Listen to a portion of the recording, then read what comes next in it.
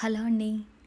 ఎన్ని కిలోల వెల్లుల్లిపాయలున్నా కూడా వాటిని వెల్లుల్లి రెబ్బల్ని ఈజీగా ఎలా ఒలుచుకోవాలో మీకు ఈ చిట్కా అనేది చూపిస్తున్నాం. ముందుగా మేము వెల్లుల్లిపాయల్ని ఈ విధంగా చితక్కొట్టుకోవాలండి. అంటే వెల్లుల్లి రేఖల కింద అయితే అన్నిటినీ తీసుకోవాలి. చూస్తున్నారు కదా, ఎన్ని కిలోల వెల్లుల్లిపాయలు ఉన్నా కూడా ఫస్ట్ ఈ విధంగా రేఖలను అయితే కొట్టుకొని దీనిపైన తుక్కంతా ఉంటుంది కదండి, ఈ తుక్కంతని కూడా మనం తీసేసుకోవాలి.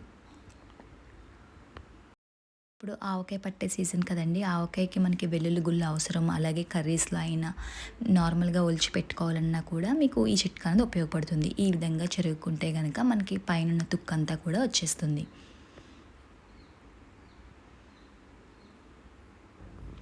ఈ విధంగా వెల్లుల్లిలో ఉన్న తుక్కంతా కూడా ఈ విధంగా వెల్లుల్లి తుక్కంతా తీసుకున్న తర్వాత మనకి రేకలు అయితే ఈ విధంగా వచ్చాయి కదండి. ఇప్పుడు ఇందులో ఒక 3 నుంచి 4 స్పూన్ల ఆయిల్ అయితే ఈ రేకలకి కొంచెం ఆయిల్ అయితే రాస్తామండి. ఈ చిట్కా కనుక మీరు యూస్ చేస్తే ఎన్ని కిలోల వెల్లుల్లి కూడా మీరు వెల్లుల్లి గుళ్ళు కింద చాలా తక్కువ టైంలో అయితే తీసుకోవచ్చండి. ఈ చిట్కా అయితే మీరు ట్రై చేయకపోతే తెలియకపోతే డెఫినెట్గా ట్రై చేయండి. ఇప్పుడు ఈ విధంగా రాసాం కదా, వెల్లుల్లి గుళ్ళకి ఆయిల్ అయితే రాసాం కదండి. ఇప్పుడు వీటిని ఒక 2 అవర్స్ ఎండలో అయితే పెట్టాలి. ఇలా ఆయిల్ రాసిన తర్వాత వీటిని 2 అవర్స్ ఎండలో పెడతాము.